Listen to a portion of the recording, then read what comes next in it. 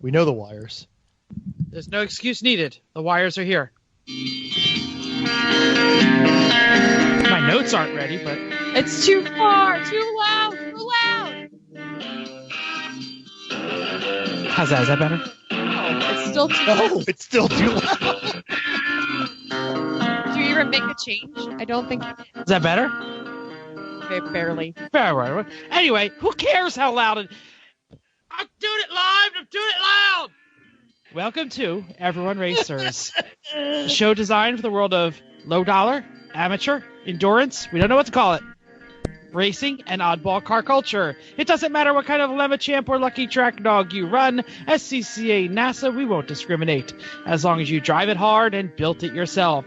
Join us each week for tech discussion, tips, tricks, news and notes from the world of low dollar endurance racing, and whether it's on the spot hella sweet or we're lucky enough, and Chrissy gives us just a tip, we're sure you'll giggle a little and learn even less. Everyone report to the paddock. This is Chris. This is Chrissy. Are you all right there, Chrissy?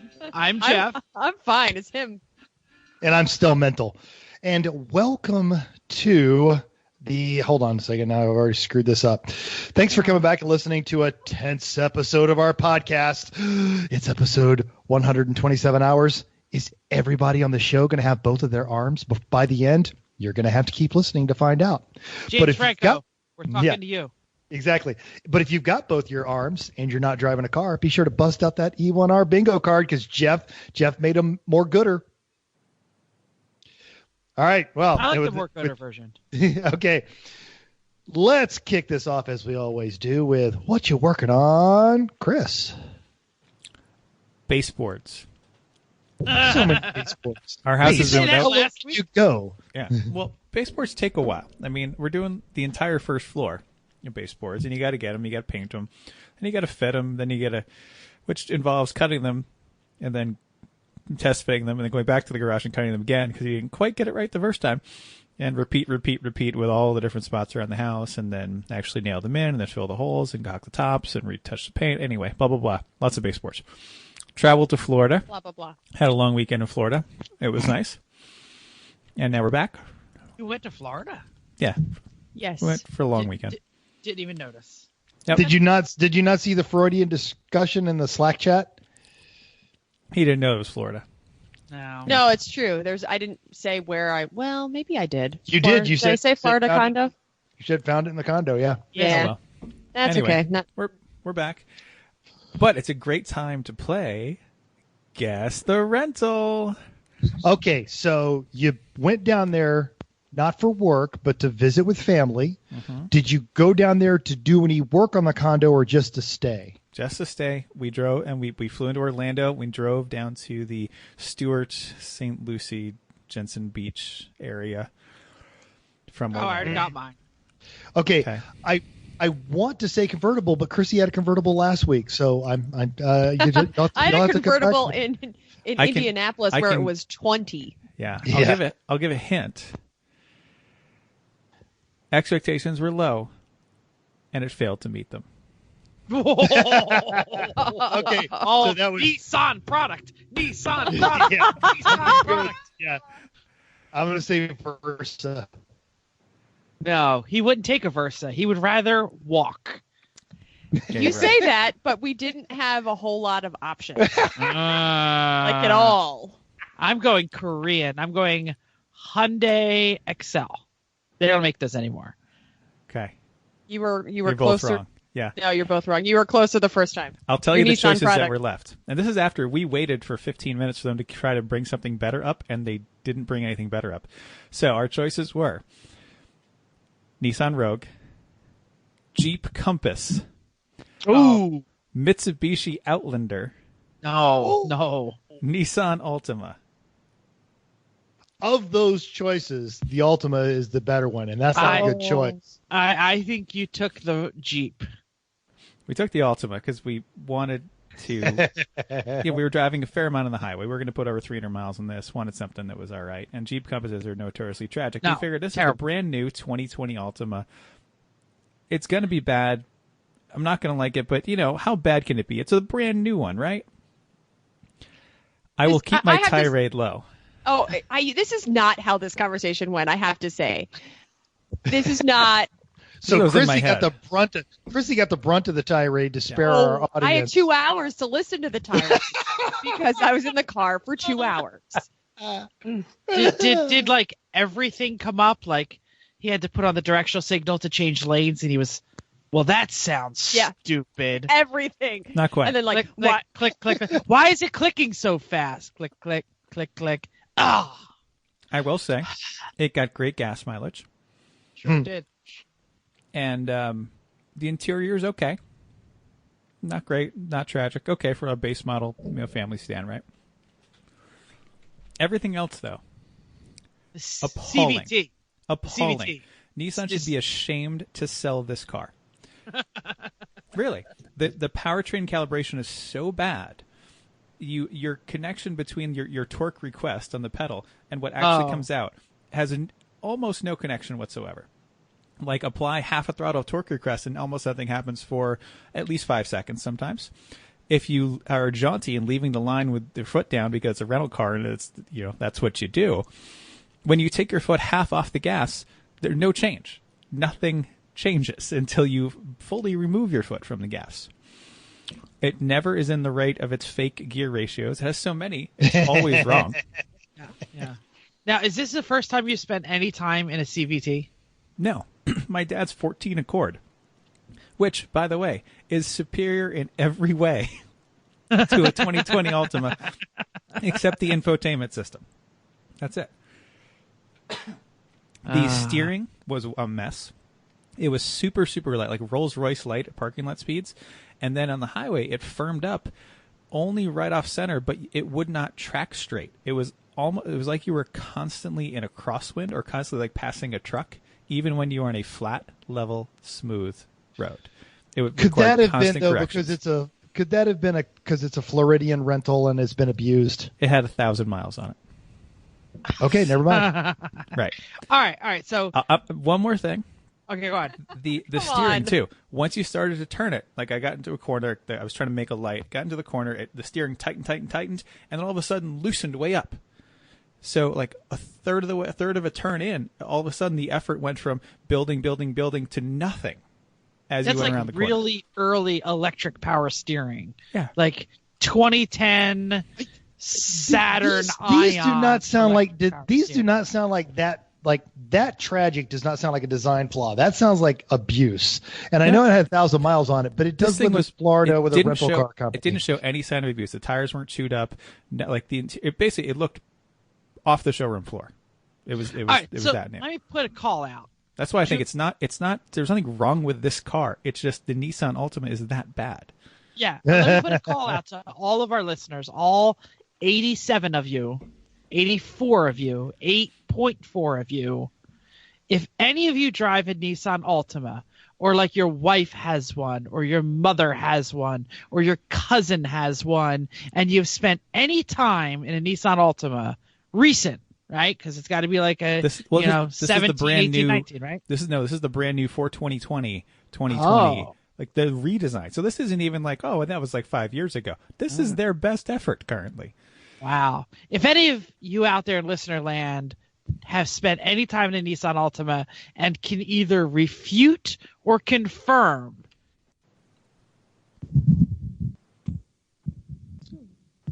And we lost Jeff. Oh, what happened there? That was like a blackout. I don't know.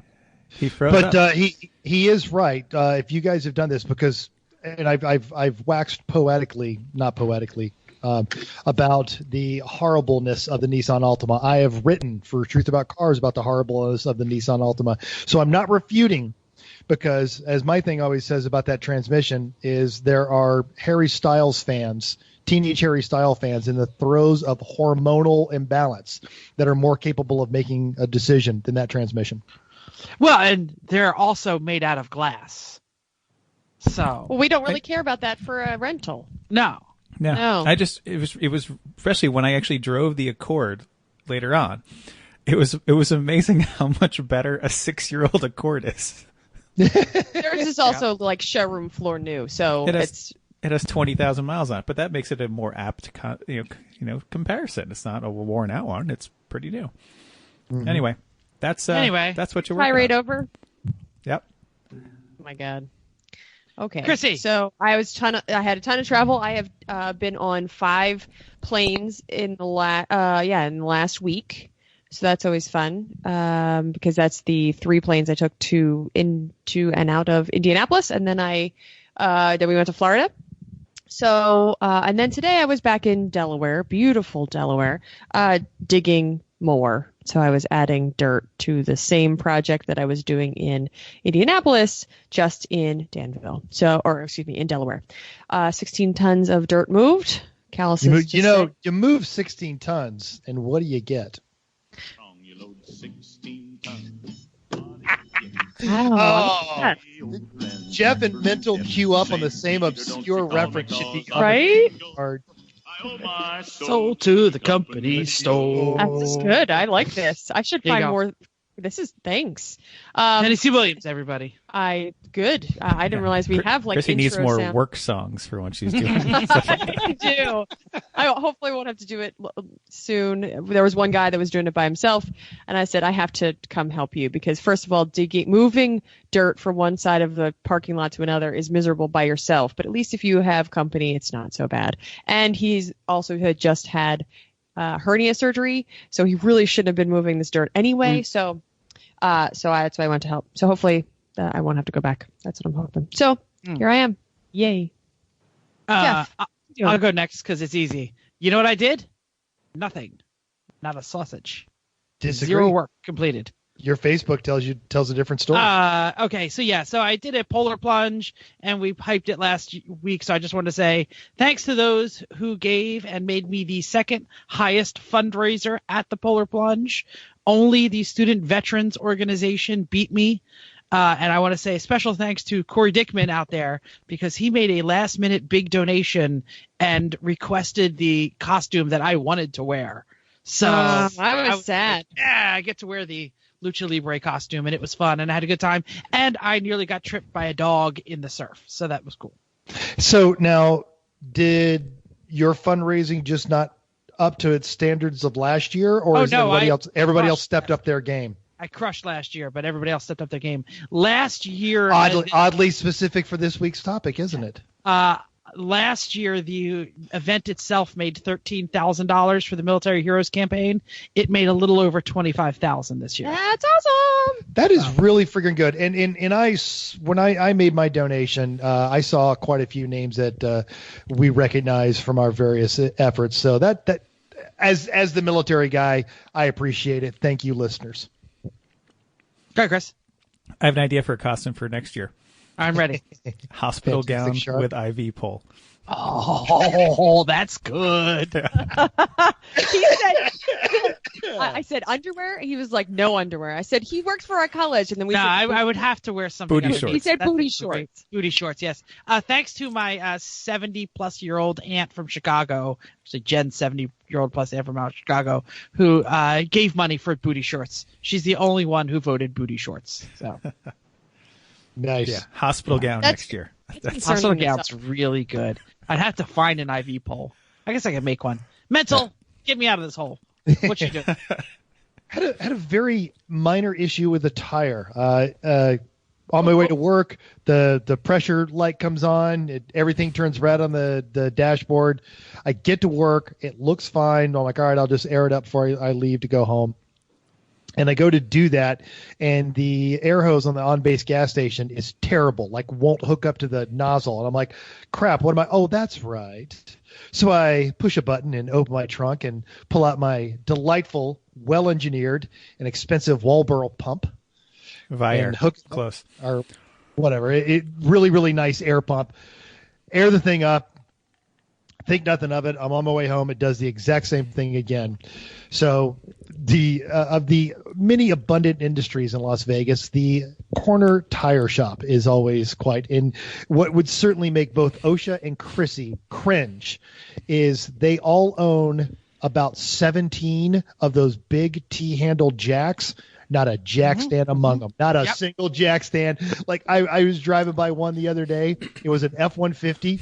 There was a jack holding up the rear differential, And then there were 2 jacks holding up the front end, and that was it. The wheels are off. no. All 4 wheels are off of it, and it was on an uneven parking lot. Was somebody under it? No. Oh, of course not. Good. I'd Not like at to that mention moment. that Yeah. I keep hitting refresh on my E1R bingo card because I'm looking for the one that says mental tells a story that goes nowhere and someone gets a flat tire. 'Cause I figured have that- them next to each other. I got the flat tire one. As long as I it got talks flat about the tire, air. but So I I don't- pull in. So I pull into the local. So I pull into the local one, and I posted this on the E1R Instagram because the guy just runs over, throws a jack on it, can't find where the nail is. Turns out it was the bolt on the air valve. He just tightens that up a little bit, and wasn't even going to charge me. So I gave him $10 and bought him a Coke.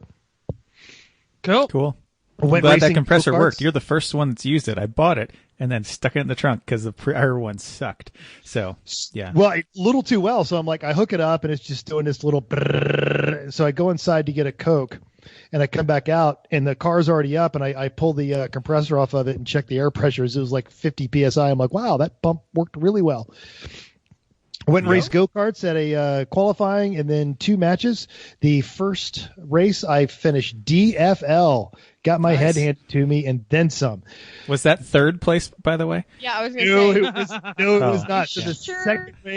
second race, I got a much stronger start. I had Third? learned the course a lot better, and was battling it out with the 2 guys that were fighting out for second and third, and ultimately I finished Second.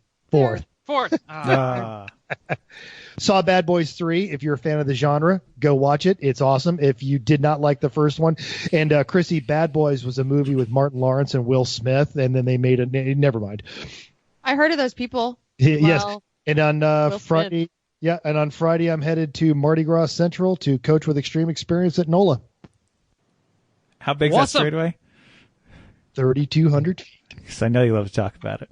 They don't sponsor us anymore.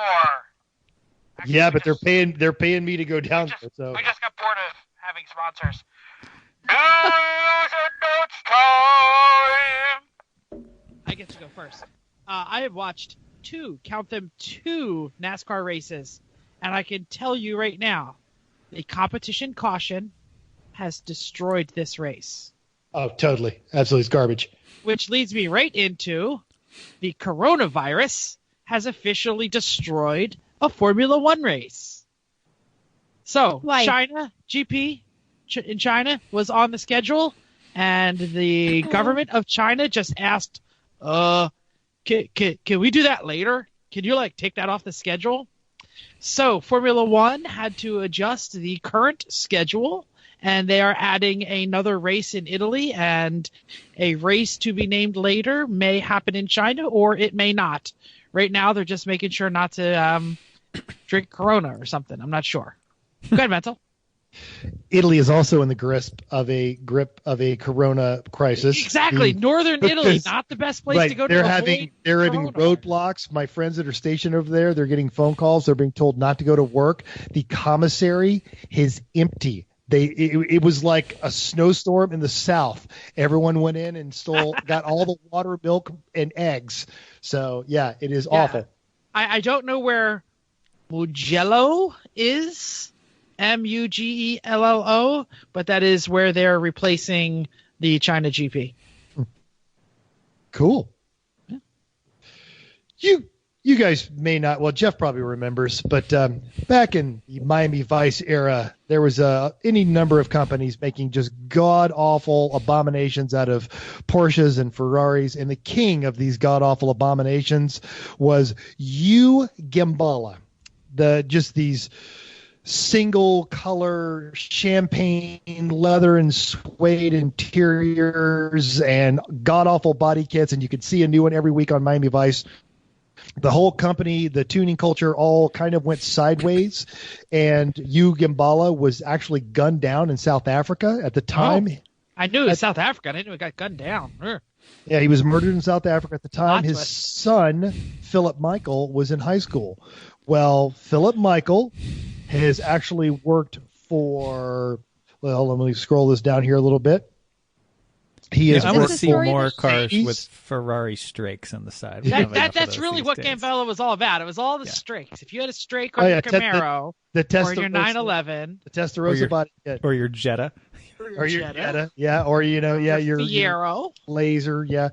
So, but Mark Phillip, his son, has worked for Aston Martin, Mercedes-Benz, and Porsche, and he is now relaunching the Gambella company. But this time, they're looking to build their own car. Says the entire thing is actually fully funded.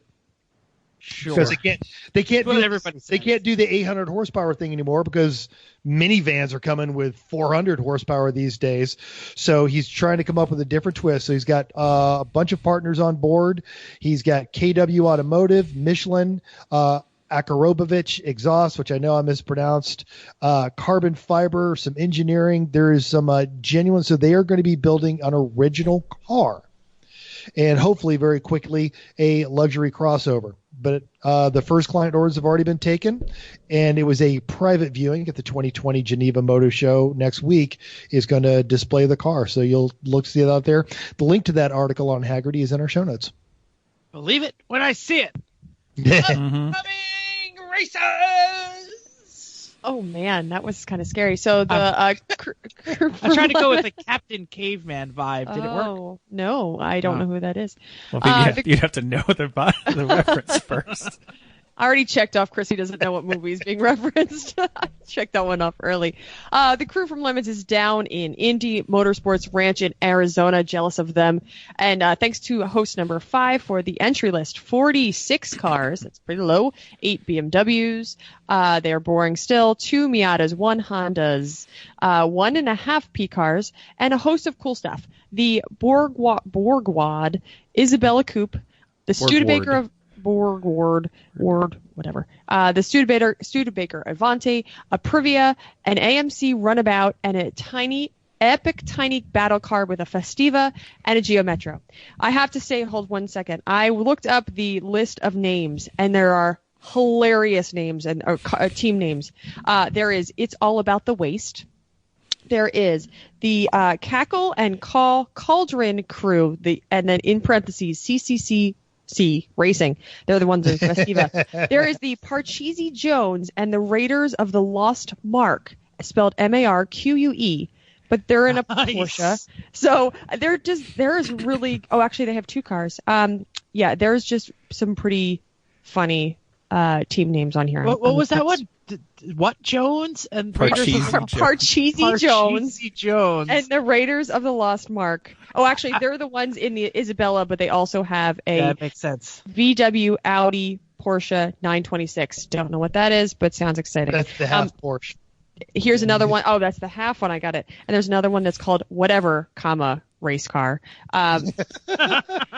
Good list on here. So, and also GDO Man, the GDO Man is judging. So, bring him some moonshine and what other kind of good stuff you have to And get. a lighter.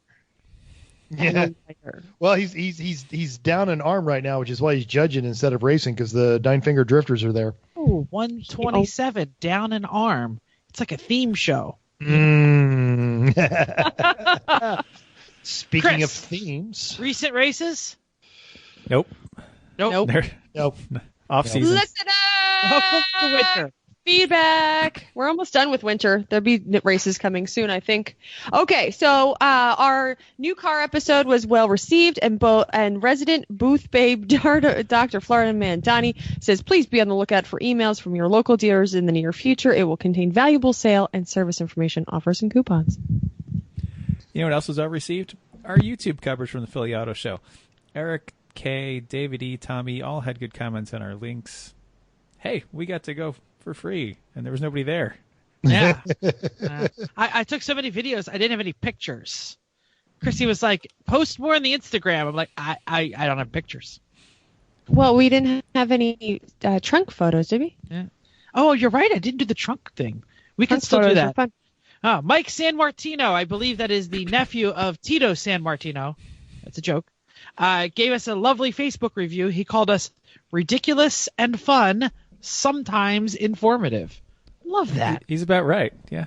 The Garage Heroes in training are ahead of schedule. They said El Jefe is technically ready for pit race, but will Believe it improve when I see further. And also their, quote, E36 front wheel hubs, bearings, and brakes are done. The rear required a bit more than we anticipated to remove, which if you didn't see that video of poor Vicky trying to slam the slide hammer, removing their bearings, it's hilarious. You know, the better way to remove wheel bearings is a press. Pull the whole thing off, put it in a press. Yeah. Give it a try. It works great. You guys need a press in that shop. And wait for it. We have a new iTunes review. Yeah. So John W. Smash at Miata Vineyards. We know John. Says, laughing plenty, learning more than you might think. That was the title there. He said, I've had the pleasure of racing, slightly wrenching, and partying with the hosts of E1R, and you guys are some of the best. What you're putting out with this podcast is completely in the spirit of the low budget and ridiculous racing the country over that we love. The oddball updates are great, and I've even learned a bunch. Some items I can take into racing and work on my own hoopties. Looking to field a convertible conversion E46 somewhere up north soon. See you guys out there. Thanks, John. Appreciate it. That's awesome. You know who always gets 5 stars on her iTunes reviews? If she had a podcast.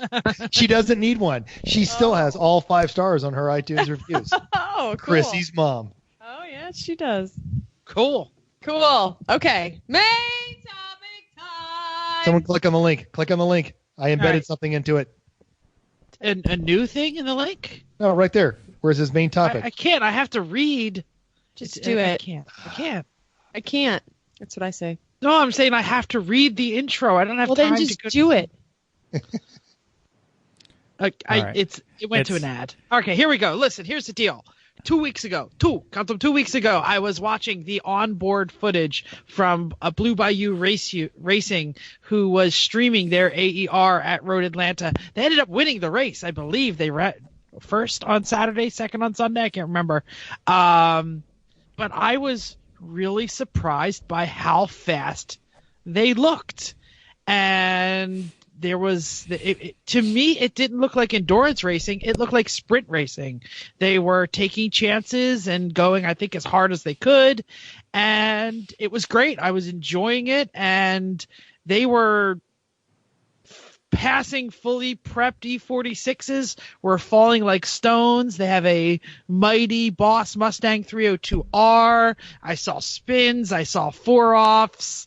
It was unchallenged. The yellow laps were like 80% speed. No, it wasn't the home slice. It was everybody. I was watching like Class 1. Chrissy, you ready for this? Class 1, which is their fastest class. Looked like an IMSA grid. There were 2 991 GT3s. There were 2 Mustang 302s. There was a 2019 BMW M4 GT4, whatever the hell that is. These are way too many letters and numbers. There was E46s, E90 M3s, and one dude in a BRZ. Holy hell, how did he keep up? Class 4 was also filled with 911s and M BMWs. There were 2 LMS Audi RS3s. Big Red was in Class 2. I was amazed at this field. Go ahead, Mental. And at the end of that race, there was one less BMW GT4 and one less Audi. I'm aware of that. We discussed that at last race. But I was just, I was amazed at the machinery. And I don't mean this to be like a shot at AER, but it was a totally different race than when I last remembered racing with them, which was a couple of years ago. And it just brought back into my head, is this speed creep? Are the speed differentials? You know, one of the original selling points of AER was there's too many slow cars at Lemons and they're getting in the way, and that damn Miata is not fast enough. But now people are out there being passed by Lamborghinis.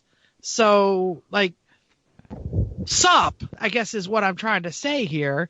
You know, I don't know. Opening thoughts around the table. I guess that's my intro. The question is, not the question, but what's up with AER? Is speed creep real? Are all of these, is speed creep everywhere? I don't know. Chris, help me out. This has definitely been a topic of discussion among racers in other series too. And we'll look at some data from all around the horn here to see some things. Oh, but we're going to look at some data. oh yeah, I know. It's amazing that we're all still this conversation really is coming about for all the series at kind of the same time. And part of it might be just because this has been a thing for as long as it has, and people are just getting faster, then getting faster cars, and just people like to go fast sometimes. Yeah.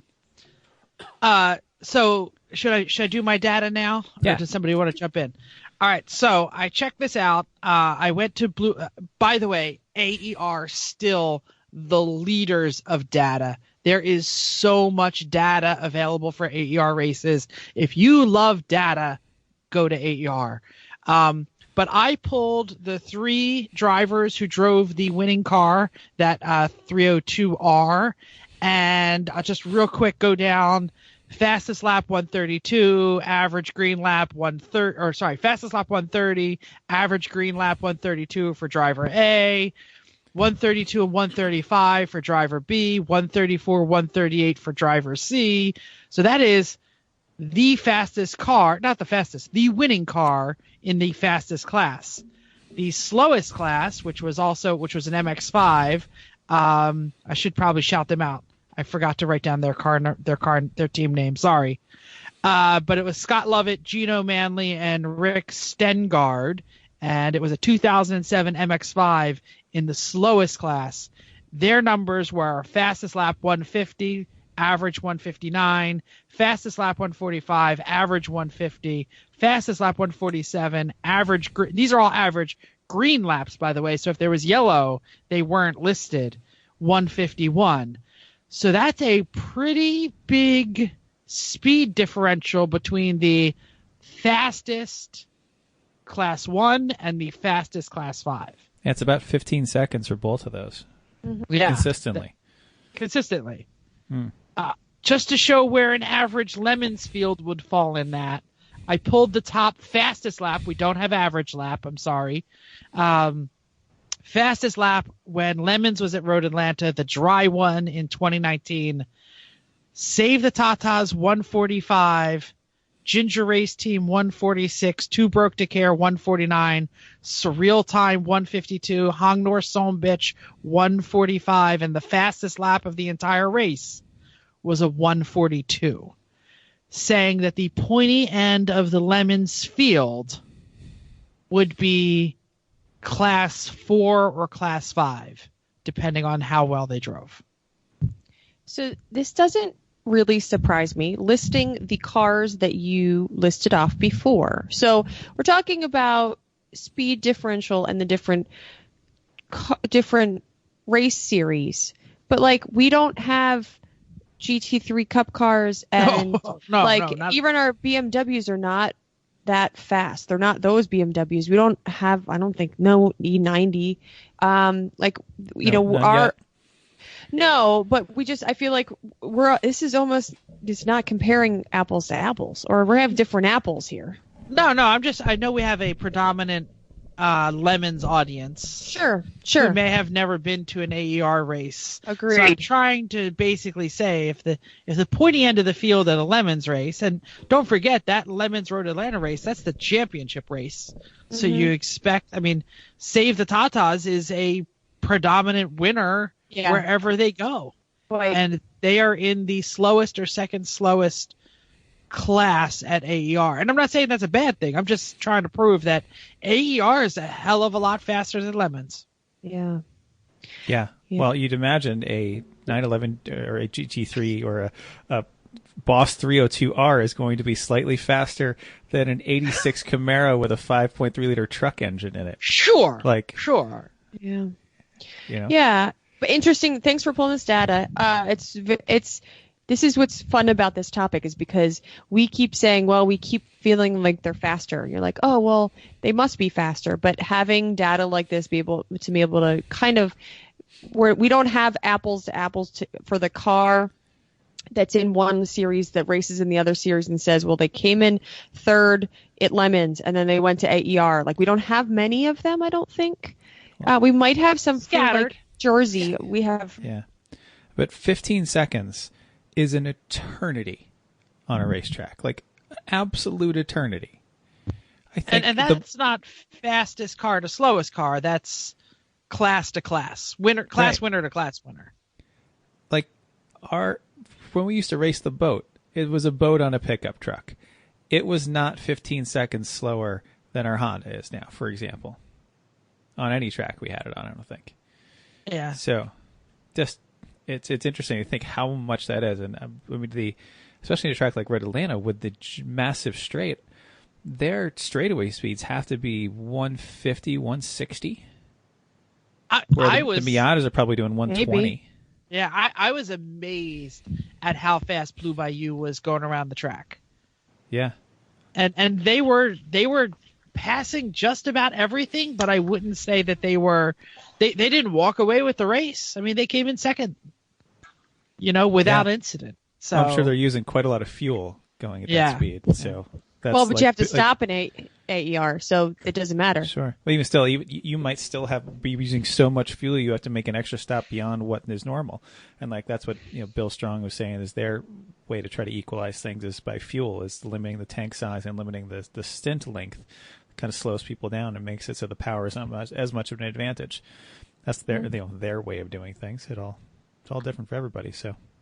Yeah, I guess I'll throw the question out there and I'll let everybody go. Is speed creep real? Do we care about variance of speed? Is this thing that we're doing safe?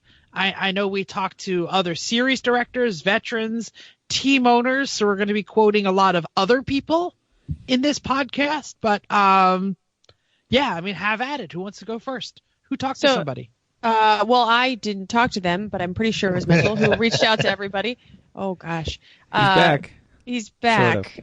Sort of. That was some echo. So we have a couple quotes here, and some of them are paraphrased. So Dan Sykes, who is a volunteer and has worked through a couple different aspects of AER, including the tower, has said he was involved with racing for about 12 years, raced in all of the series. But he said he's not concerned about speed creep, racing safer in most every regard than it was 20, let alone 50 years ago.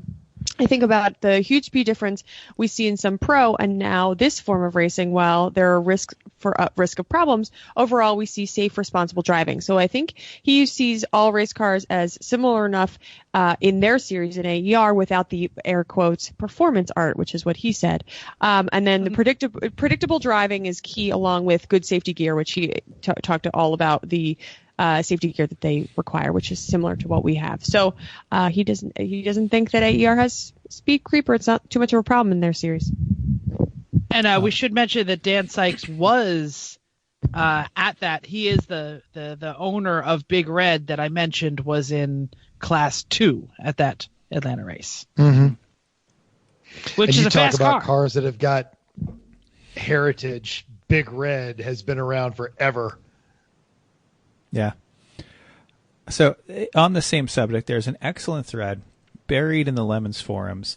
It was after New Hampshire where some people actually did look into speed creep and also speed delta. So really, some people with they're good with data and who have some time in their hands dug into this and put together a whole series of great graphs. And we're going to have that in our show notes, so link to the post on the forum. So they were comparing New Hampshire Motorsports Park from 2015 to 2019, because we've run there over the same period with the same track. Also New Jersey Motorsports on Thunderbolt from 2014 to 2018. And that's really because those are the years we've gone on that track. Before then and after it was on Lightning. So looking at all this data, there's an incredible amount here. So I'll try to summarize a little bit for you for what I saw. So first, let's look at fast lap times for the whole field. Now, fast lap times themselves aren't a really super clear indicator of speed because it could be skewed by a clean lap or a hand grenade car, but it's the best we can have. So, and really everyone's in the same boat. I like that phrase. Tell people what is hand a hand grenade. car is. I actually don't know what that means. I love that. It's a car that's so modified, it's on the ragged edge, and you know it's going to blow up. So, like at New Hampshire, that Golf with the turbo the size of your head that Lamino's friend always brings. Yeah. And it sets the fast lap but then it always blows up by Saturday afternoon, and they're okay with that. Like, that's My how they favorite hand roll. grenade car of all time was the Turbo Taxi. Yeah, exactly. It's it's going to blow up, but it's kind of fun watching it until it does. So Love that. yeah, so the data from New Hampshire showed that overall things are moving faster by about a second or two in general. So the fastest cars have gotten a second or two faster or so.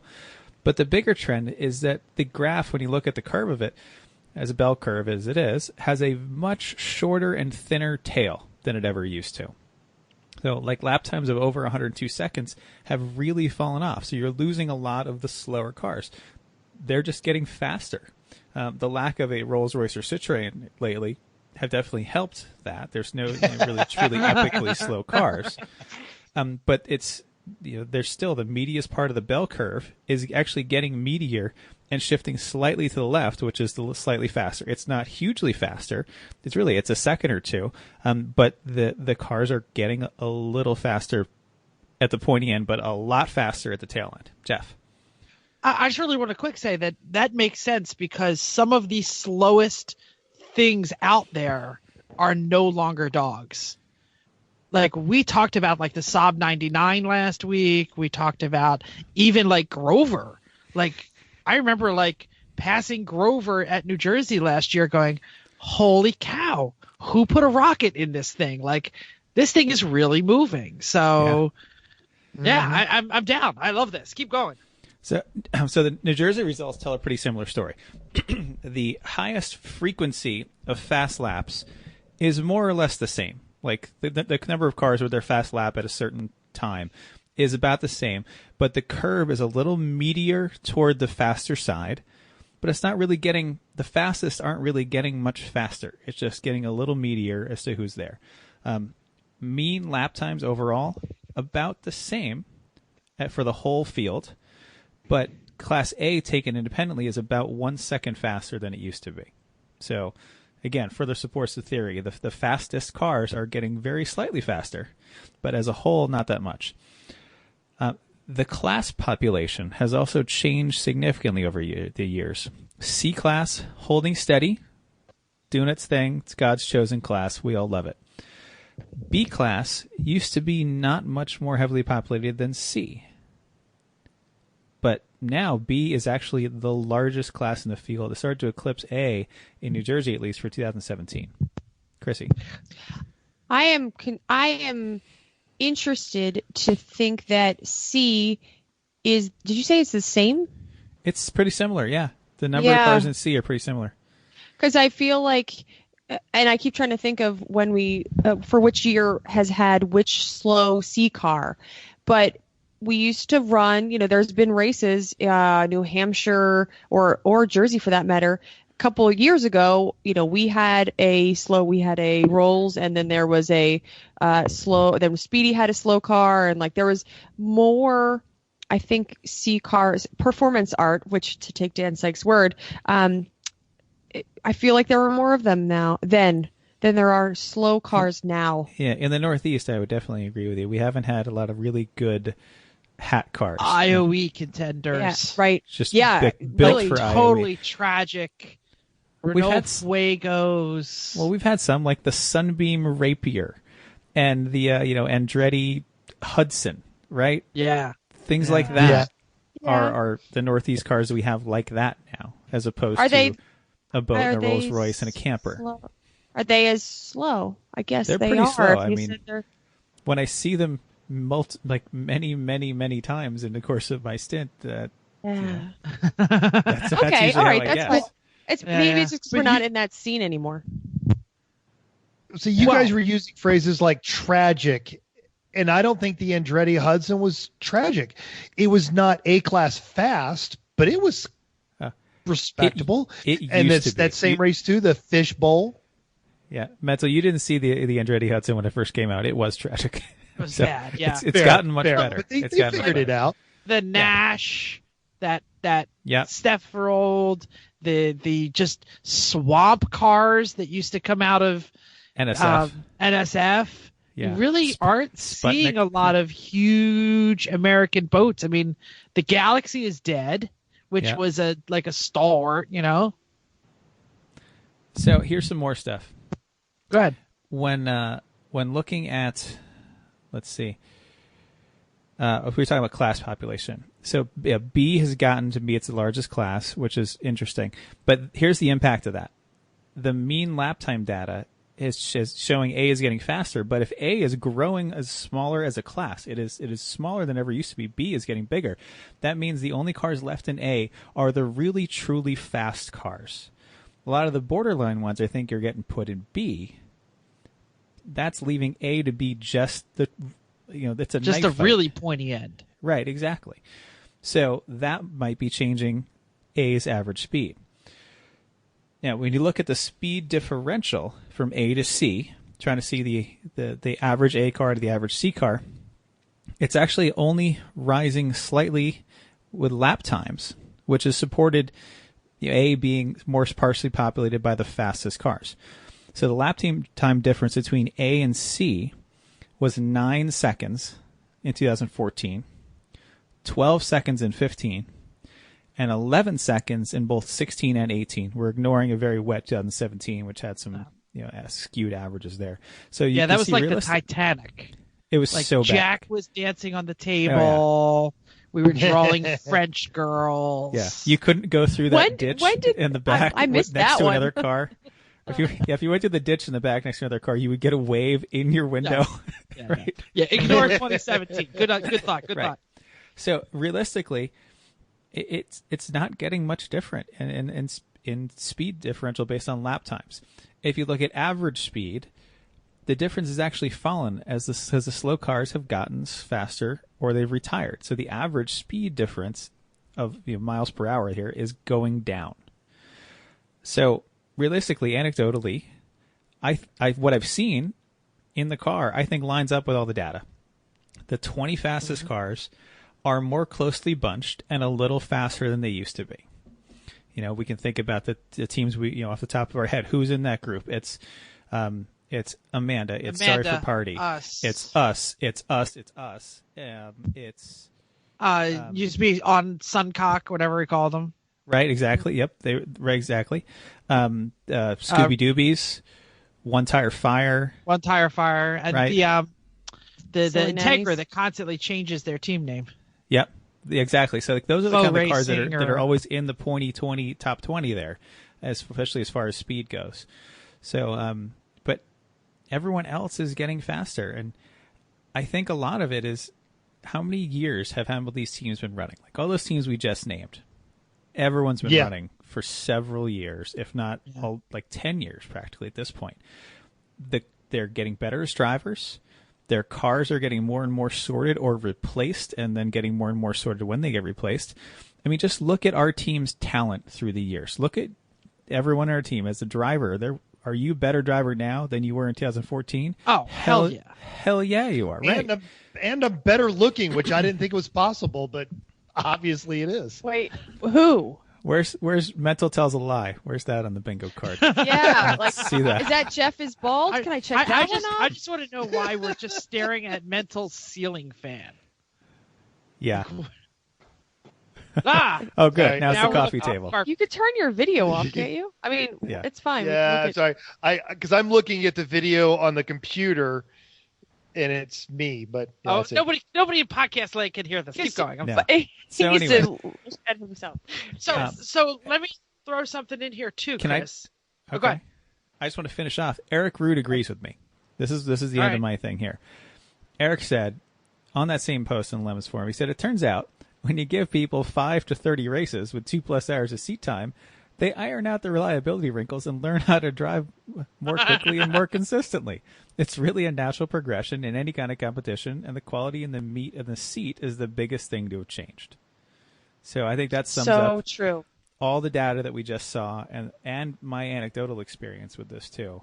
And that's over for our first race was in 2009, 2010, and I think I'm at like 55 races or something stupid at this point. So, yeah. Wow, that's a lot. Really This, old. this, It is. this post was great. The amount of data that was in there was wonderful. Ah, It was the- awesome. The data is so out there. So let me say that I quickly poked into the data of AER and pulled up some of these same cars from 2017, and there was only a 2 or 3 second difference in the averages and the fastest from 2017 to 2019.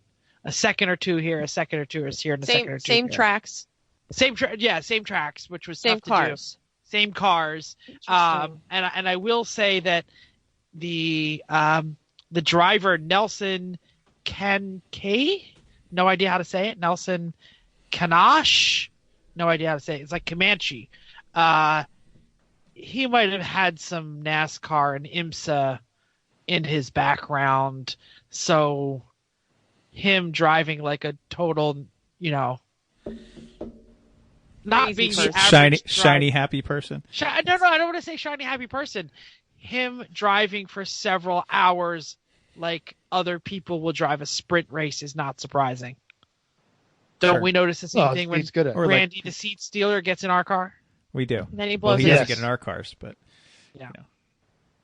Never. all right. Okay, so we have some more quotes I'm- from people. Okay, what? I'm glad you brought that up, Jeff, because we sent this topic out to all of the series, and John Kalisa from AER actually called me when he was driving back from Atlanta. Oh. And it's a concern of all of them, not in the sense of they think it's happening, but how do we make sure that we keep our series fun and enjoyable, that we're making our base market happy with what we're doing. And he came up with the same data you did.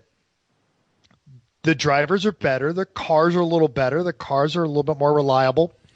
They're learning to drive.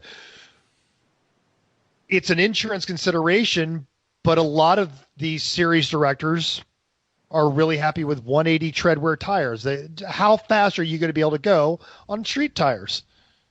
Which is sketchy because I've seen street tire, finger quote street tires, 181 street tires that could run with slicks of just a few years ago. The technology's gotten we have impressive. talked about the tires for a while. Yeah. And Once SCCA accepted 200 treadwear as their benchmark for all the street tire classes, that's when the arms race really started. Before then, it had just kind of been lemons, and then did it to, but especially now, and then now that they've set it as 180 or as 200, the 180 and 190 treadwear tires are suddenly gone. So now it's just the 200s. yes. we should mention Yeah. that the UTG wear rate, what UTG? Did I say that right? UTQG? Something the hell like is it that. called? Uniform Yeah, the tire wear quality rating. gradient rating. Yeah. Yeah. That is a completely non-testing. That is a manufacturing rating. They are Standard, deciding on yeah. it. Standard. There is no standard from brand to brand or tire to tire. There is no engineering test. It's calling out all the engineers out there. Why don't somebody come up with this? They have it for Why? traction and You're- temperature. You're solving a problem that doesn't need to be solved. Well, they have it for traction and temperature, and it does work there. Like you see those on the side of the tire, traction A, temperature B, or things like that. They do that by putting the tires on a specially designed trailer, loading them up, testing temperatures and things like that based for for how much weight is on them. For traction, it's basically they gradually apply braking to the tire in the wet and see how much braking force it can handle before it locks up. That's the traction rating that goes up to AA. So that is a actual tested measure there. It'd be nice if the treadwear were a little closer. Yeah, so someone from the International Engineering blah blah blahs come up with this test and force all the tire manufacturers to do it. So, But even more so, I ran the 25 hours of Thunder Hill last year. I'm running an enduro in 2 weeks with the same team. They've got an entire background based on vintage racing, and they run slicks. But the first time they'd ever ran a 180 tread wire was when we ran all those Hancooks that we used as the rain tires at Thunder Hill. Guess what they run on now exclusively on that E46? not a surprise. Hancooks, 200 Yeah. treadwear. Yep. Yeah. Yeah. So I know you talked. I think you talked to Kathy also mental. You okay if I read her quote? Oh no, go for it, because we're hoping to have her back on the show. So Kathy She's had a busy time. McCosmos, the CEO and top dog of Lucky Dog Racer, and by the way, one of the coolest people that you will meet running a race. Yes, I'm talking to you, Jay, if you're listening. She gives us free stuff and tacos. Jay Lamb has Tequila never shots. given me a taco ever. Anyway, He did steal your we- jazzy though. We do have a potluck, which is a lot of people giving you free we food. bring the food.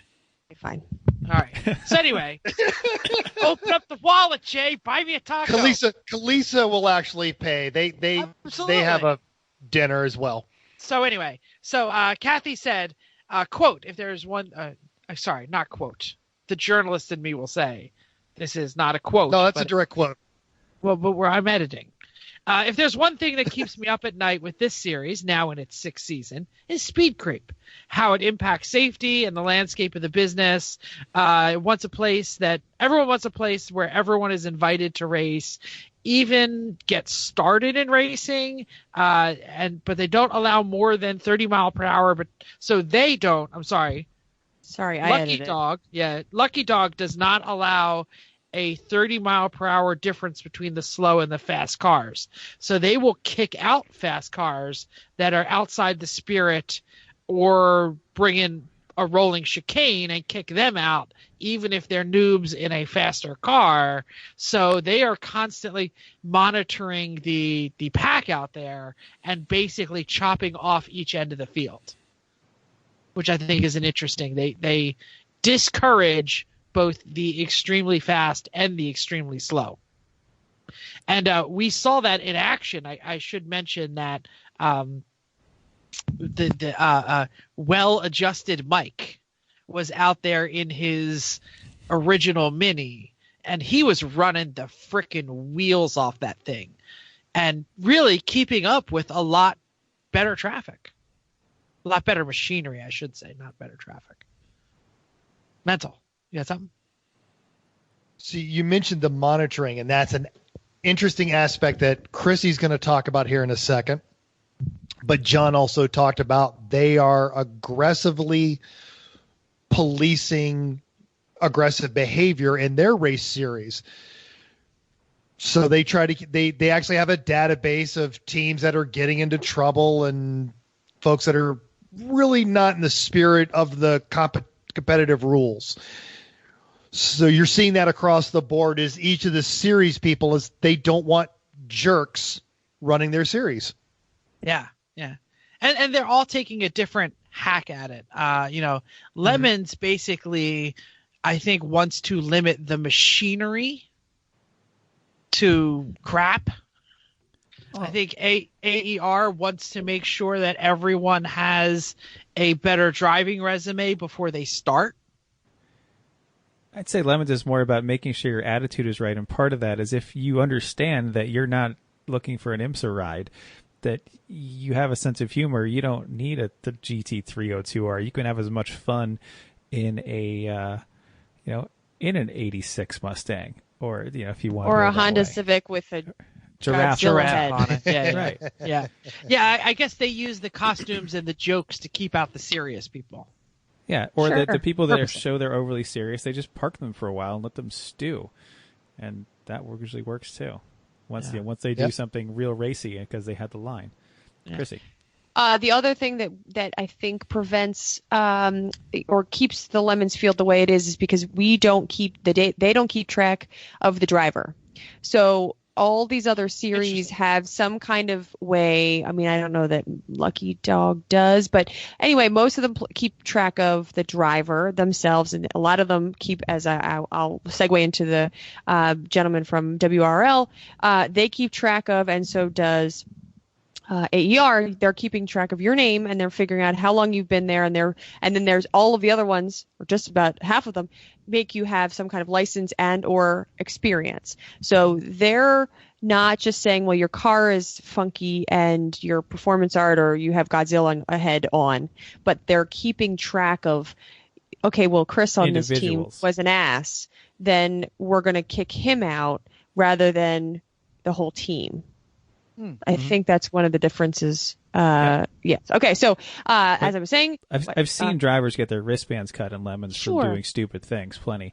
And I think we've not been involved in those, but I'd imagine some of those teams are usually not invited back, or when they submit their application, they may not be accepted.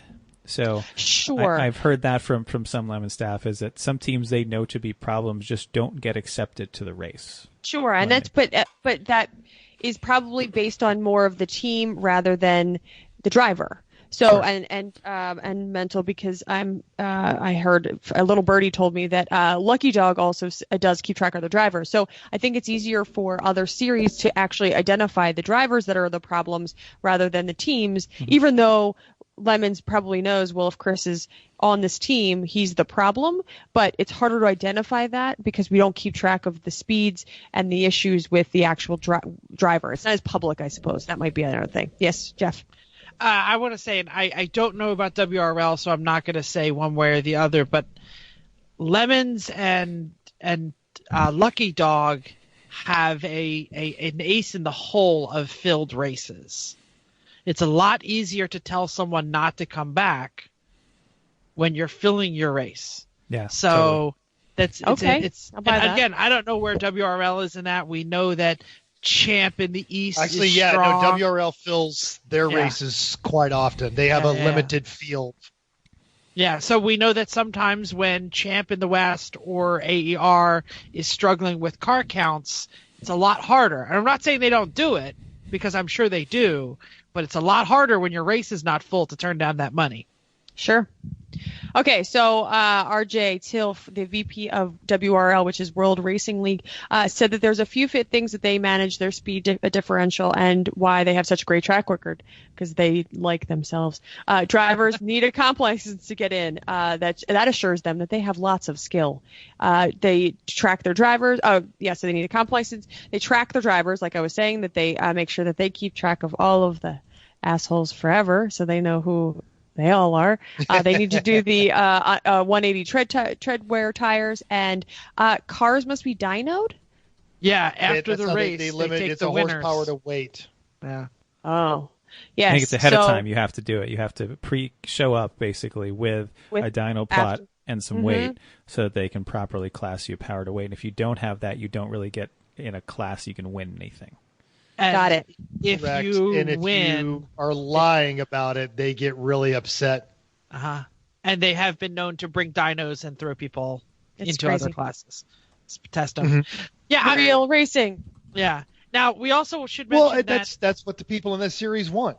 Yeah. Lucky Dog, WRL, AER, Lemons don't have any classing based on the car itself. Like, there's no mathematical formulas. Well, I shouldn't say there's no mathematical formulas. They class the cars at the race by what the competition is. You get there and you're decided if you're an A, B, or C. Champ still has the older school SCCA model where if you do X and Y to your car, you change classes. So you kind of roll in building to a class. So I don't know if I'm not saying one's better or the other. I'm just saying, I kind of like the run what you brung thing. WRL is kind of in the middle because it's based on power to weight. Champ So you will can find still- a place for you if you're outside of the rules. Sure. You're just not going to like WRL. You're not going to be competing for an actual trophy. If you would want to race, come race. Yeah. But WRL has if you have this much horsepower and you weigh this is your class. So you can roll in knowing that you're going to get into that class. AER qualifies and puts people in class like by bullseye target. So does Lucky Dog, as they're about qualifying. Yep. And Lemons is just about the arbitrary opinion of the judges that day, which is surprisingly Works out accurate. great. Sometimes doesn't work out, but there's no whining, so you get stuck with it. So. Well, in AER and Lemons, if you're being a clown and you're sandbagging, they'll reclass you in the middle of the race. Yeah. Never seen a reclass in Lemons. Now they always take care of No. themselves eventually, for the most Well, part. or every once in a while there's a B in top 3, and you're like, "Oh, oops, that was Sorry. a Yeah. kind of Yeah, a wrong too bad. class." Well, It'll and they'll be an A also, next we time. thought it would blow up. Yeah. This is an interesting thing. I one of the parts of data that I didn't see in the Lemons discussion, and Chris was talking about B class getting bigger and bigger and bigger, is I wonder how often Bs landed in the top 10 5 years ago or 7 years ago or 10 years ago. Because we know that, I mean, sometimes 20 to 30% of the top 10 are B class cars these days. I bet it was pretty rare because B cars were so rare. Like the graph I've got of this shows back in 2014 there were 20 C entries, about 32 B entries, and 70 something A entries. Oh, it's really flipped. For 18, there's 22 or so C. A is about 50, and B is over 60. Yeah. Huh. So the scale has slided into what goes into B and what goes into A, probably. Yeah. It's basically if it's not on the pointy end, and it's not slow / tragic / performance art. If it's not either of those, it's B. Yeah. Cool. So I know Mental's got like a wrap-up thing to do, but I want to go around the horn here and say, if your favorite racing stopped tomorrow, what would you join? Like, I'm Lemons, and I think I said last week, if Jay stopped immediately, I think I would become an AER regular. What about around the table? What does anybody else think? I run them all. They all have their particular flavors and delights, and there's great characters that run each series exclusively or regionally. If you could run only one, what would you run? If you could run only one, what would you run? That's hard.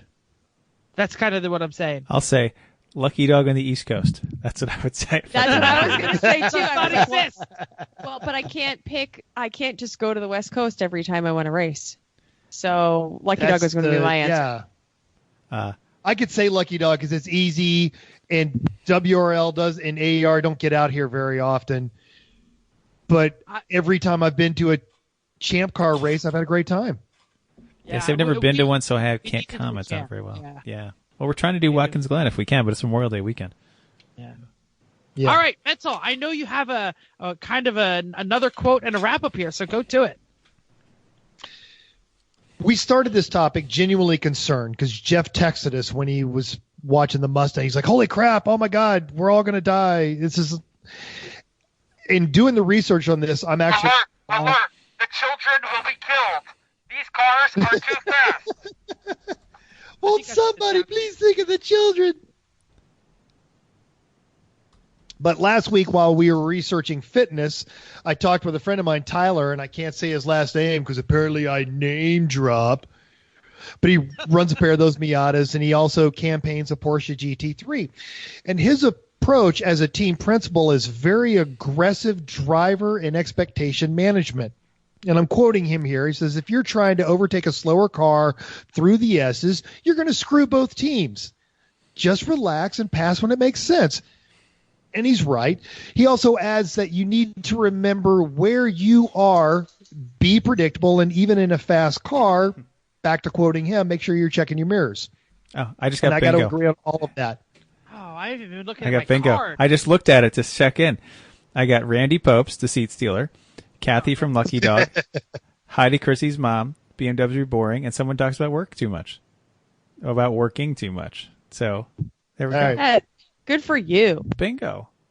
Sorry. Go back to your normally scheduled mental tell the story everything that that goes Tyler nowhere. said, but everything that we've talked about here, we've all been on the full spectrum from the barely finished the race, also ran to the pointy end. And while we're on the track, there's always that desire to throw down that perfect lap, particularly between me and Chris, because I'm always a half a second behind him.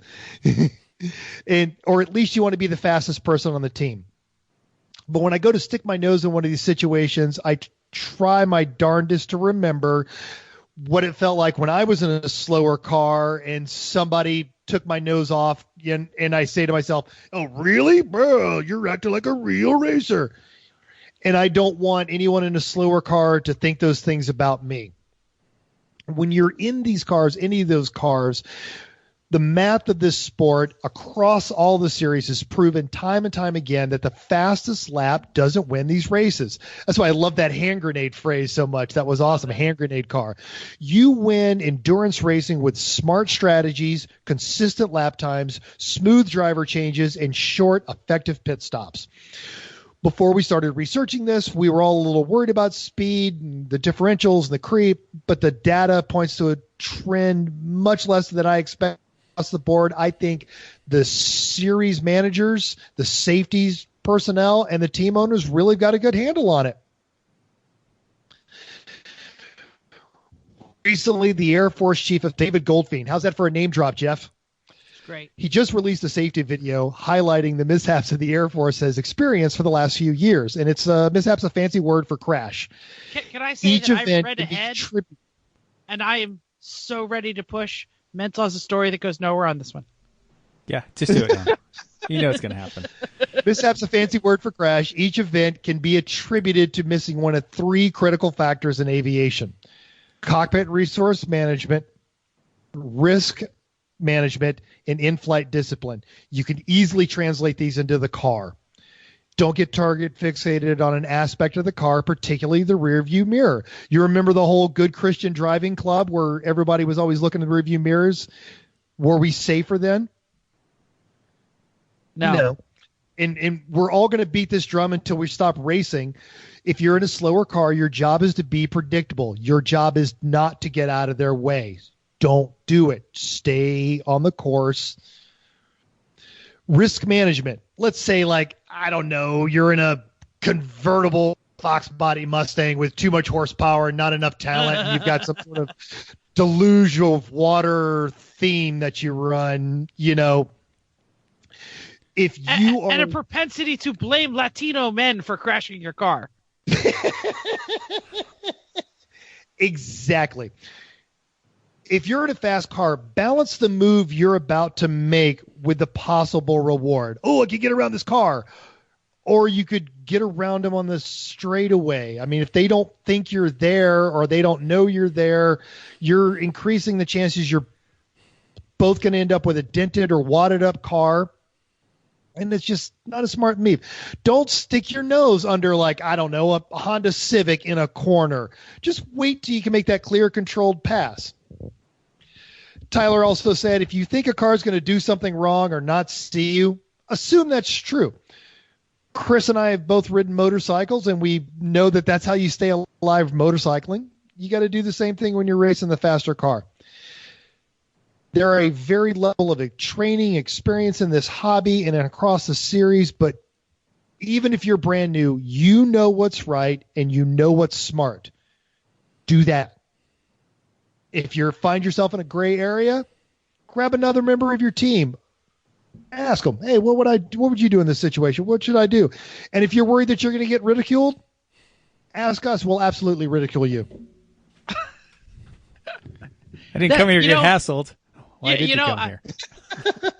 I literally scanned over that and I was like, this doesn't make any sense at all, but it totally makes sense now that Mental has said it. That was like just the tip. Right? It really was. It was advice to keep you safe on the track. I should have done just safe and fun right before it. I love it. Just a tip from General whatever his name was. David. Does anybody else have anything for the good of the order? I feel like I already did hella sweet by asking what you would run. We already did just the tip. Yeah. Yeah. I will say, to tag onto your hella sweet, if you're into this hobby and you enjoy it, you should try and run a different series. And maybe not bring your car if you're not worried it's going to get classed. But all of those series rent seats as well. It's a great idea. Yeah. It's like if all you've eaten your entire life is chocolate ice cream, try some vanilla. Yeah. Does that make any sense? No, or Oreo. I'd say Oreo. A little better, but Fudge ripple. All right. On the spot, favorite ice cream. Chris. Mint Oreo. Oreo. Did you go? Oh, Yeah. Did you go to our wedding? Come on. Chrissy. Chocolate peanut butter. Mental. Favorite ice I'm cream? not an ice cream guy, but I'm a traditionalist, and I'll take a scoop of chocolate on a cone. I thought you'd say Corona, but That's probably a lot more accurate. I'm definitely a mint chocolate chip fan, but I don't know if I have a favorite. I love it all. And you know what else I love? I love all of you who came to this show, and I want to say thank you for downloading us. Aw. We hope you enjoyed this edition of Everyone Racers. We also hope you'll join us in the world of driving, racing, and building, because everyone can be a racer, even you. If you enjoyed this podcast, subscribe. It is totally free. Then go to iTunes and give us a 5-star rating. Even if you hate us, give us 5 stars and tell us why. We guarantee we will read every single rating on iTunes. Chrissy's shaking her head like, no. we have so far. We have so far, absolutely. So, go to iTunes, give us a 5-star rating, tell us why we suck. If you have any questions or show ideas, drop a comment on our Facebook page, Everyone Racers, or email us at everyone.racers@gmail.com. Find us on the Instagrams or the Twitters or whatever else on everyone.racers. Thanks again, and until next week, keep the shiny side up. Unless it's a Nissan Altima, then just, Set it on fire. I was going to Better that say, way. crash it into a pole. I don't know. Set it on fire.